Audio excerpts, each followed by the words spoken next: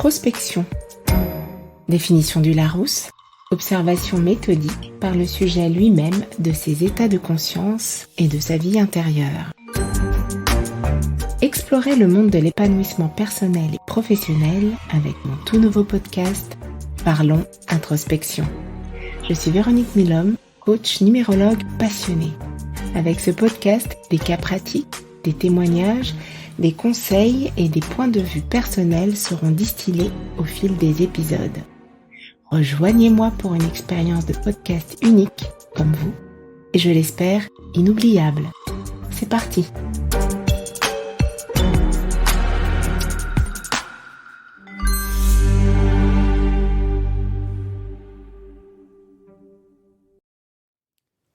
Ce podcast reflète un point de vue tout à fait subjectif, le mien. Je vous invite à exercer votre bon sens en évaluant si mes propos vous apportent un point de vue ou des pistes de réflexion, ou non. En cas de doute, je vous invite à consulter un médecin ou un spécialiste de l'accompagnement. Bonjour à toutes et à tous. Aujourd'hui, j'aimerais partager un outil que je trouve très puissant et efficace. Mais avant cela, je vous remercie pour chacun des commentaires que vous m'avez envoyés. Vos remarques et encouragements me font chaud au cœur. Je partage avec vous le commentaire d'Alexandra sur YouTube concernant le premier épisode de Parlons Introspection qui s'intitulait Introspection Kesako. Super ce premier épisode. J'aime beaucoup l'écriture, notamment les pages du matin suggérées par Julia Cameron. Voilà, c'est cadeau pour vous. Pour information, Julia Cameron est connue pour ses ouvrages sur la créativité. Elle en a fait son sujet de prédilection, le plus connu étant « Libérez votre créativité » dont vous trouverez les références dans les notes de cet épisode. Si vous aussi vous avez des lectures, des ressources ou des pratiques que vous souhaitez partager avec les amis de Parlons Introspection, indiquez-les sur YouTube ou en m'écrivant directement à véronique@parlonsintrospection.fr.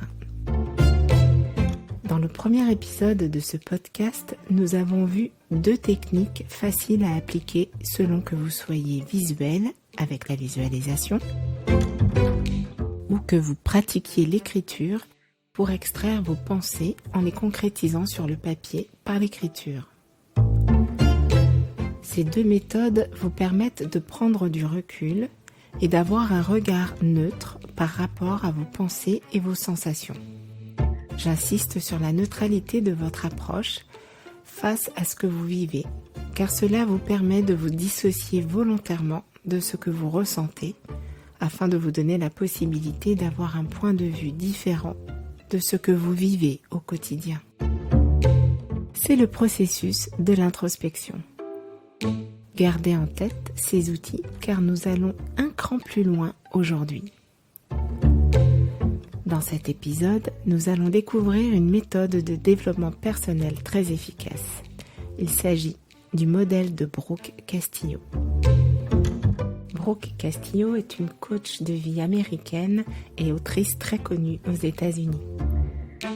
Pour en revenir à son outil, donc son modèle, le principe est le suivant. Les circonstances suscitent des pensées. Ces dernières génèrent des sensations qui motivent les actions. Ces actions ont pour conséquence des résultats qui, à leur tour, influencent les pensées. En comprenant cela, il est possible pour vous d'agir sur vos pensées pour obtenir des résultats différents et plus en accord avec vos objectifs personnels. À quoi sert cet outil ? À comprendre comment fonctionne votre cerveau et vos sensations. Rien que cela. Comment ça marche ? Là, je vous demande toute votre attention. Une fois que vous avez saisi la mécanique, la méthode est simple à comprendre. Allez, prenez une grande respiration. Soufflez. Et détendez-vous tout en restant concentré. C'est parti. Voici les 5 termes suivants à retenir. Ils sont interreliés et il s'agit 1. Les circonstances. Ce sont des faits neutres. 2. La pensée. Elle naît automatiquement en fonction des circonstances. 3. Les émotions. Ce sont les sensations qui apparaissent dans votre corps et sont provoquées par les pensées en lien avec les circonstances. 4. Les actions, qui représentent la manière dont on va agir en réaction à nos émotions. Et 5. Les résultats sont les conséquences directes de nos actions. Et voici la phrase magique. Les circonstances suscitent vos pensées génèrent vos sensations motivent vos actions engendrent vos résultats. Qu'est-ce qu'il faut comprendre de ce qui vient d'être dit ? Je vais prendre 2 exemples. Il pleut et il fait jour. Je vais maintenant illustrer les 5 termes que nous venons de voir avec ces 2 exemples. Commençons. Qu'est-ce que l'on entend par circonstance ? Il s'agit d'effets neutres, nous l'avons vu, et dans nos 2 exemples, on va utiliser il pleut, il fait jour. En ce qui concerne les pensées, ce sont les phrases qui apparaissent automatiquement dans votre cerveau en rapport avec les faits. Donc dans nos 2 exemples, oh non, il pleut, ou chouette, il fait déjà jour. Pour les émotions, ce sont les vibrations ressenties par votre corps et provoquées par les pensées.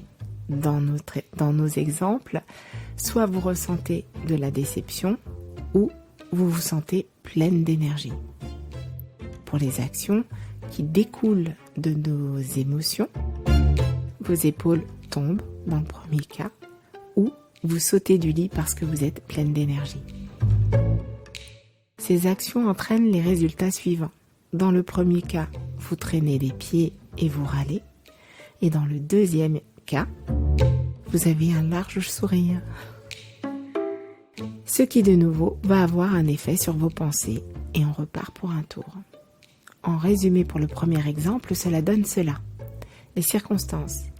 Il pleut, ce qui suscite la pensée. Oh non, il pleut. Ce qui génère l'émotion. Vous êtes déçu.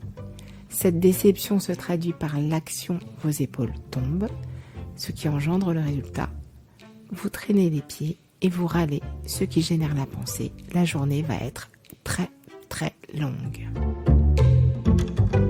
Dans le deuxième exemple, la circonstance est il fait jour, qui suscite la pensée chouette, il fait déjà jour, qui génère la sensation vous vous sentez pleine d'énergie, qui motive l'action, vous sautez du lit et qui donne le résultat, vous avez un large sourire, ce qui génère la pensée, la journée commence bien.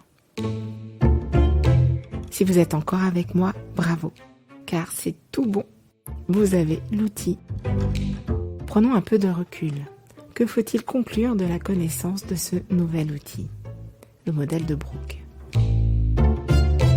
En comprenant que ce sont vos pensées qui génèrent vos émotions et que ces dernières entraînent les actions qui vont générer vos résultats, vous commencez à percevoir qu'en agissant sur vos pensées, vous pouvez obtenir des résultats différents de ce que vous obtenez habituellement lorsque vous êtes en mode pilotage automatique. Et ces nouveaux résultats peuvent être en rapport avec les objectifs que vous souhaitez potentiellement atteindre.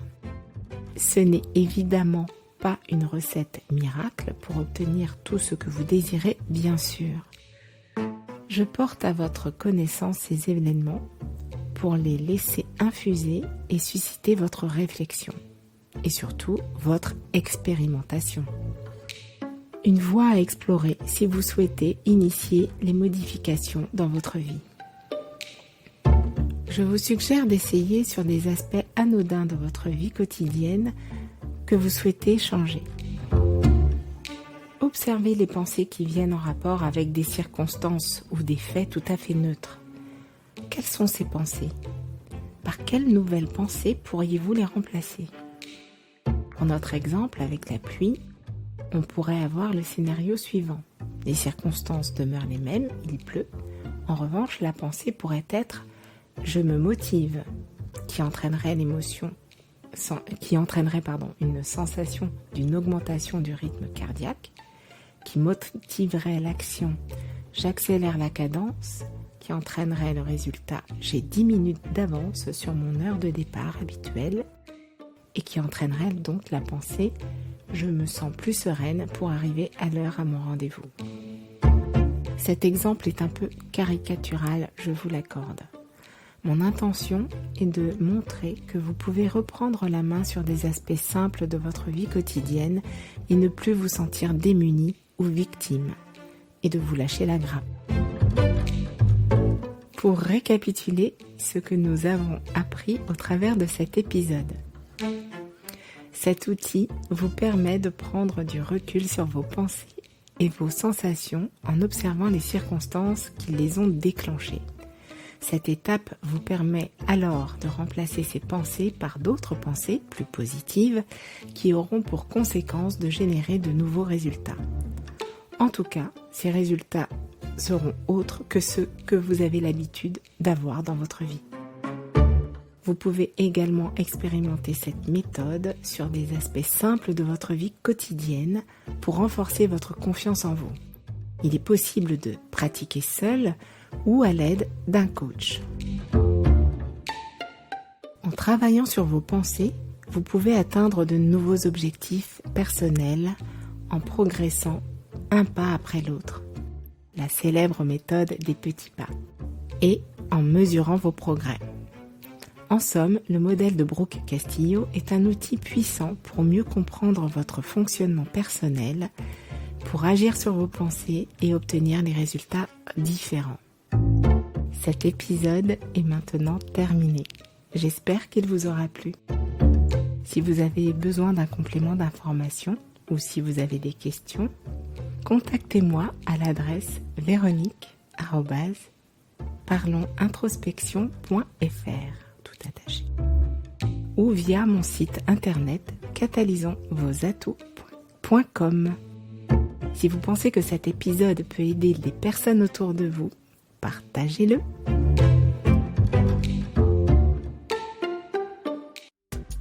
Le podcast se termine.